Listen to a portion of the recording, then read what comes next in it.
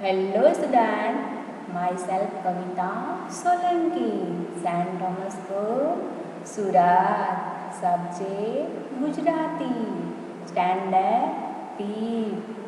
બુક્સનું નામ છે કલસુર. ચેપ્ટર નંબર 2, પોટલા ટપકે ટપ, પાર્ટ 1. તો આપણે પોટલા ટપકે ટપ ટપમાં પહેલાં કાવ્ય સમજીશું અને પછી લેસન સમજીશું. લેસન નંબર 2, પોટલા ટપકે ટપ. તો આ લેસનમાં છે કે એક એના લેખક છે પિનાકિન ત્રિવેદી છે કે જેમને પંખીને જોઈને એવું મન થાય છે કે મને પણ પાંખ મળી જાય તો હું આકાશમાં ઉડ્યા કરું અને ઊંચે ઊંચે આપમાં ઉડ્યા કરું અને ડુંગરાની ટોચે હું પહોંચી જાઉં. મારી પાંખ જોઈ ને તો મારા બાપુજી ઢીંગલા જેવા છે, મારી બા ઢીંગલી જેવી છે અને હું આપલે ઉડ્યા કરું એવું પોયમમાં કહેવામાં આવ્યું છે. તો આપણે હવે શબ્દાર્થ જોઈએ.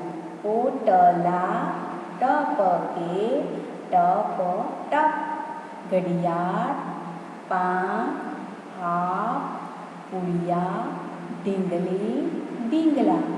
પોટલા ટપકે ટપ, ઘડિયાળ, પાંખ, આપ, પુડિયા, ઢીંગલી, ઢીંગલા. તો બાળકો તમે પણ મારી સાથે બોલો. પોટલા ટપકે ટપ, ઘડિયાળ, પાંખ, આપ, પુડિયા, ઢીંગલી, ઢીંગલા. પાછા બોલો ફરીવાર.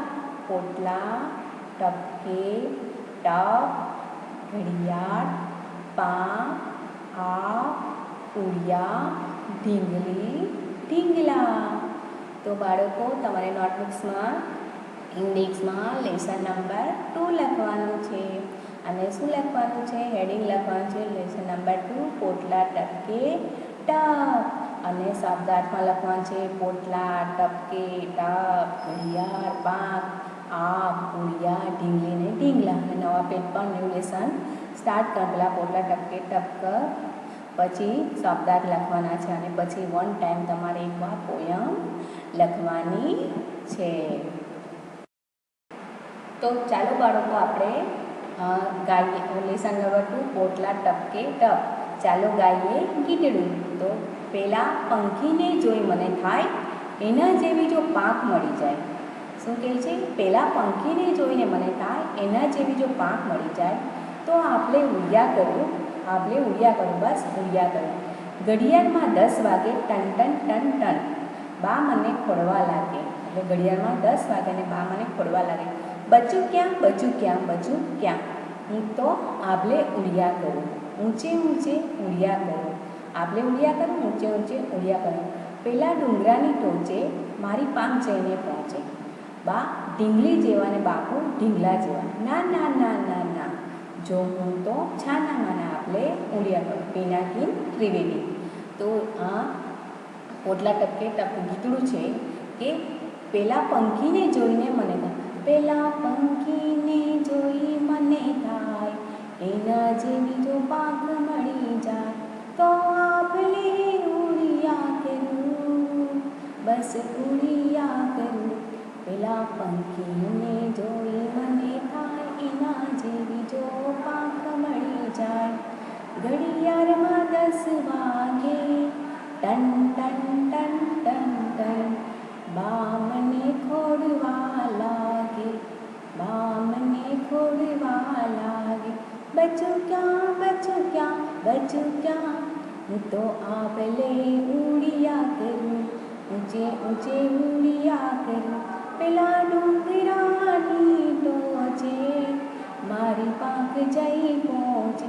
પેલા ડુંગરાની ટોચે મારી પાંખ જઈ પહોંચે. બા ઢીંગલી જેવા, બાપુ ઢીંગલા જેવા. બા ઢીંગલી જેવા, બાપુ ઢીંગલા જે. ના ના ના, ના ના ના, જો હું તો છાનામાં આભલે ઉડિયા કરું, આભલે ઉડિયા કરું. તો બાળકો કેવું લાગ્યું ગીત? સરસ મજાનું છે ને? તો તમે પણ મારી સાથે ચાલો ગીત ગાઓ. પેલા પંખીને જોઈ મને થાય એના જેવી પાંખ મળી જાય. પેલા પંખીને જોઈ મને થાય એના જેવી જો પાંખ મળી જાય તો આપને ઉડિયા કરું, બસ ઉડિયા કરું, તો આપને ઉડિયા કરું, બસ ઉડિયા કરું. ઘડિયાળમાં 10 વાગે, ઘડિયાળમાં 10 વાગે, ટન ટન ટન બા મને ખોડવા લાગે. બચ્ચું ક્યાં, બચ્ચું ક્યાં, બચ્ચું ક્યાં, બચ્ચું ક્યાં, બચ્ચું ક્યાં, બચ્ચું ક્યાં? હું તો આભલે ઉડિયા કરું, ઊંચે ઊંચે ઉડિયા કરું. પેલા ડુંગરાની ટોચે મારી પાંખ જઈ પહોંચે. પેલા ડુંગરાની ટોચે મારી પાંખ જઈ પહોંચે. બા ઢીંગલી જેવા, બાપુ ઢીંગલા જેવા, બા ઢીંગલી જેવા, બાપુ ઢીંગલા જેવા. ના ના ના, ના ના ના, જો હું જોઉં છું હું તો છાના માના, જો હું તો છાના માના. આભલે ઉડિયા કરું, પેલા પંખીને જોઈ મને થાય એના જેવી જો પાંખ મળી જાય તો આભલે ઉડિયા કરું, બસ ઉડિયા કરું. તો બાળકો તમને પણ મજા આવી ને ગીત ગાવાની? તો કેટલું સરસ મજાનું ગીત છે. તો આ બાળક છે તેને નાના શું કહે છે કે પંખીની જેમ મને પાંખ મળી જાય. શું કહે છે? પંખીની જેવી જો પાંખ મળી જાય તો તમે બાજુમાં પંખીનું ચિત્ર આપેલું છે કે પક્ષીની જેવી મને પાંખ મળી જાય તો આભલે એટલે કે આકાશમાં ઉડિયા કરું. અને ઘડિયાળમાં 10 વાગે તો શું કહે છે કે જ્યારે ઘડિયાળમાં 10 વાગે છે ત્યારે બા મને શોધવા નીકળે છે કે બચ્ચું ક્યાં ગયો છે, બચ્ચું ક્યાં ગયો છે? પણ હું તો ક્યાં છું? આભલે જો પંખીની પાંખ પડી ગઈ તો હું આકાશમાં ઉડિયા કરું છું. અને ઊંચે આભલે તો ઉડિયા કરું, ઊંચે ઊંચે આનાથી વધારે ઊંચે ઉડિયા કરું. અને બાજુમાં તમને 2 ડુંગરના ચિત્ર આપે, પર્વતના ચિત્ર આપેલા છે.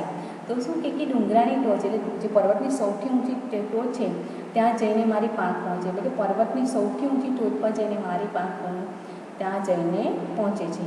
તો બા કેવા છે? બા ઢીંગલી છે કે બા કેટલા સુંદર સરસ મજાના ઢીંગલીને કેવી આપણે શણગારે તો સરસ લાગે તેમ બા કેવા છે? ઢીંગલી જેવા. બાપો પણ ઢીંગલા, બાપો પણ કેવા છે? ઢીંગલા જેવા સરસ મજાના છે.